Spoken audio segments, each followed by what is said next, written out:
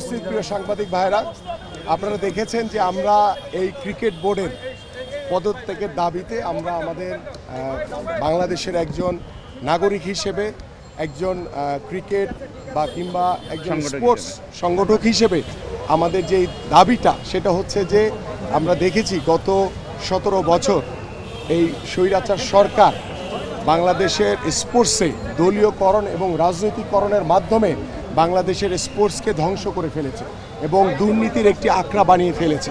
এবং আজকে বাংলাদেশে ছাত্র এবং জনতার গণ অভ্যুত্থানের মাধ্যমে এই দীর্ঘ 17 বছরের স্বৈরাচার সরকারের পতন হয়েছে এবং সেই পতনের পরে বাংলাদেশের মানুষের যে প্রত্যাশা, যে চাওয়া যে বাংলাদেশের স্পোর্টসে প্রত্যেকটি সেক্টরে পরিবর্তন অনতিবিলম্বে দরকার। সঠিক প্যাড আর সঠিক তথ্য দিয়ে এসো সামলে নিব এক হয়ে মোনালিসা স্যানিটারি ন্যাপকিন। এবং সেই প্রয়োজনীয়তা অনুভব করে আমাদের আজকে এবং এই স্পোর্টসের যে সংগঠকরা রয়েছেন আমরা তাদেরকে সাথে নিয়ে আমরা একটি মানববন্ধন করেছি এবং আমাদের দাবি হচ্ছে যে এই ক্রিকেট বোর্ডের যারা পরিচালক রয়েছেন তারা অনতিবিলম্বে পদত্যাগ করে, স্বেচ্ছায় পদত্যাগ করে, যেহেতু আইসিসির কিছু রুলস রয়েছে এবং সেটা আমরা দ্রুত বর্তমান যে অন্তর্বর্তীকালীন সরকারের যে উপদেষ্টা রয়েছেন তার সাথে বসে আলোচনা করে নতুনভাবে একটি ফরম্যাট করে আইসিসির যে নিয়ম রয়েছে সেই নিয়ম মাফিক আমরা কাজ করে আমরা ইলেকশনের মাধ্যমে নতুন একটি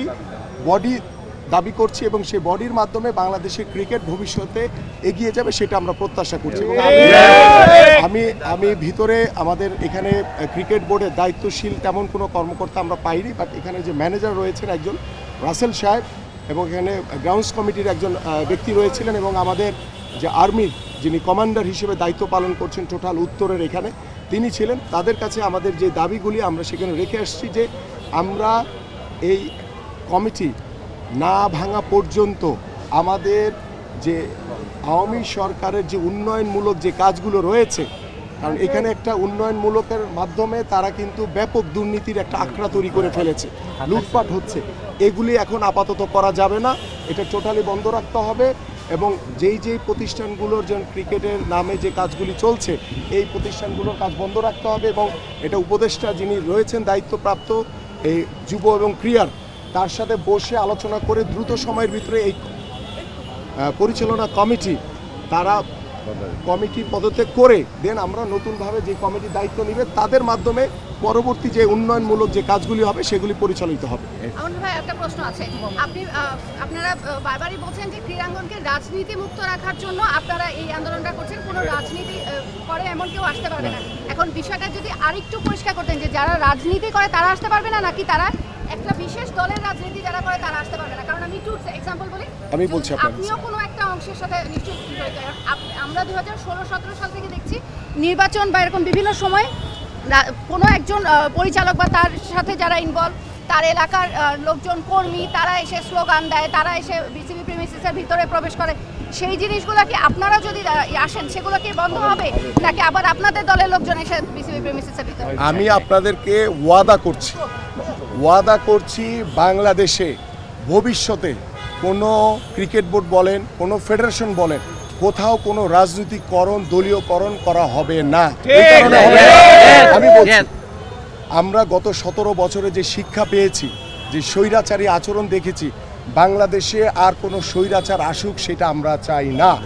এবং এটার অন্যতম কারণ হচ্ছে যে স্পোর্টস হচ্ছে একটি মানুষের আপামর সাধারণ মানুষের একটি জায়গা, সেখানে কোনো দলমতের কোনো ভিত্তি আমি দেখি না। এবং আমি বিশ্বাস করি যে রাজনৈতিকরণ মুক্ত যদি আমরা করতে পারি, দলীয়করণ মুক্ত করতে পারলেই বাংলাদেশের যারা অরিজিনাল মাঠের যারা ক্রীড়া সংগঠক তাদেরকে নিয়ে আমরা প্রত্যেকটি ক্রীড়া ফেডারেশন আমাদের ক্রিকেট বোর্ড আমরা সাজাতে চাই, সেখানে কোনো বিশেষ দলের কাউকে প্রাধান্য দেওয়ার কোনো সুযোগ আর হবে না এবং দেওয়া যাবে না।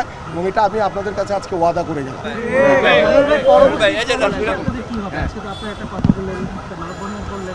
প্রত্যেকটি বিষয়েরই একটি সময় রয়েছে, প্রক্রিয়া রয়েছে। আমি আজকে আমাদের যে দাবি দাবা তারা নোট করেছে এবং আমরা বলেছি যে বর্তমান যে ক্রিকেট বোর্ড রয়েছে এটা অনতিবিলম্বে তারা যাতে স্বেচ্ছায় পদত্যাগ করে এবং পদত্যাগের মাধ্যমে আমাদের যে উপদেষ্টা মহোদয় রয়েছেন তার সাথে বসে আলোচনা করে নতুন কমিটি করে দিয়ে আমরা এই ক্রিকেট বোর্ডটা চালাতে চাই। এবং শুধু ক্রিকেট বোর্ড না, বাংলাদেশের অন্যান্য ফেডারেশনগুলিতেও আমরা একই দাবি জানাচ্ছি। এবং এটা আমাদের যে উপদেষ্টা মহোদয় রয়েছেন তিনি দায়িত্ব নিয়ে সকলের সাথে বসে কিভাবে প্রত্যেকটি ফেডারেশন সুন্দরভাবে গুছিয়ে চালানো যায় সেই বিষয়টি তিনি নিজে পর্যবেক্ষণ করে দায়িত্বভার দেওয়ার চেষ্টা করবেন।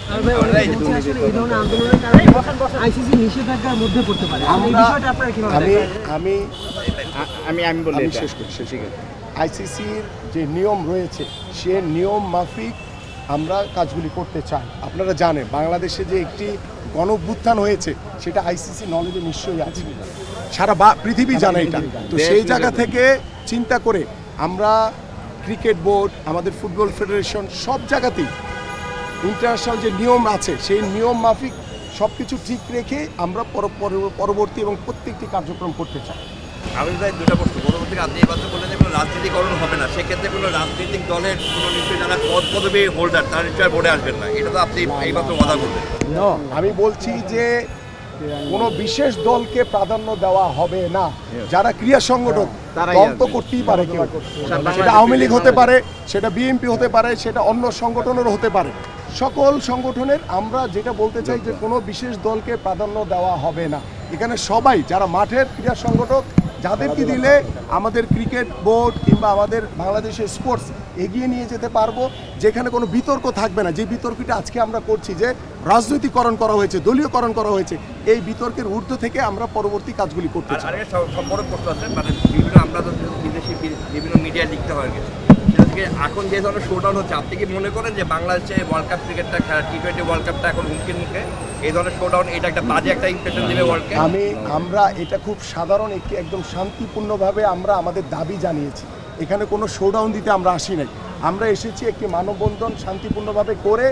আমরা যে বাংলাদেশের যে ক্রিকেট বোর্ডে যারা আছেন বর্তমানে এবং তারা যে দুর্নীতি করেছেন এবং তারা যে স্বৈরাচারী আচরণ করেছেন বিগত 17 বছর ধরে, তা আমরা তাদের পদত্যাগ চাই এবং এটা শান্তিপূর্ণভাবে চেয়েছি। বিশ্বকাপ নিয়ে আমাদের কোনো সমস্যা নেই এবং বিশ্বকাপের নিয়ম অনুযায়ী হবে। এখানে কোনো বাধা বা কোনো আমাদের জায়গা থেকে আমরা শতভাগ আন্তরিকভাবে তাদেরকে সহযোগিতা করব যাতে বিশ্বকাপটা বাংলাদেশে সুন্দরভাবে হয়।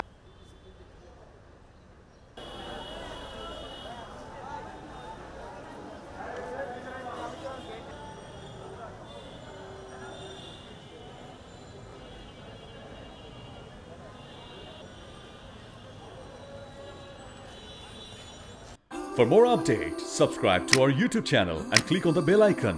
Follow us on Facebook and Instagram. Download T-Sports app to enjoy exciting games and highlights. Visit tsports.com.